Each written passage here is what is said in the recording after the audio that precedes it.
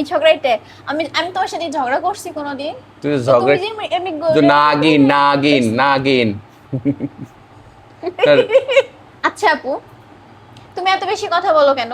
এবারে যাইতে দিও না, তাইলেই তো হয়। আর এবারে তো সমস্যা আছে, বেশি পিরিত দেখায়। কি অবস্থা মানে, দেখো দেখি নাটক, এই নাটকের ঠেলায় তো টেকা যাইতেছে না বাসায়। তখন তোমার ফোঁস করে একটুর জন্য সবলটা দেয় নাই। দেখি নাই, আমি তো ভয় পেয়ে গেছিলাম। দেখলে মনে করো যে কান মান জ্বলে দিত। তুমি দেখো না, একদম এরকম ফুস করে উঠেছে, ফুস ফুস করে উঠছে। তুই যে তখন উঠলি সোফা থেকে, তারপর ওঠার সময় যে ফুস করে একটা শব্দ করলি, আমি চিন্তা করলাম কি ব্যাপার, মানে কি সবল টবল দিবি নাকি, মনে হলো ফুস করে উঠছে একদম। তুমি আমার তুই কিন্তু মানে না, নিজের বোন। নিজের বোন ঠিক আছে, ব্যাপারটা কথা সেটা না। কথা হচ্ছে তুই যে যখন উঠলি সোফা থেকে, ওঠার সময় কেমন একটা ফোঁস শব্দ হইলো। ওই কি আমার সবল দিতে গেছিল? তোমার এই মূলত ফোঁসটা দিছে, সবল তো দেয় নাই, দিলে তো। তো সাহস কত বড় কও।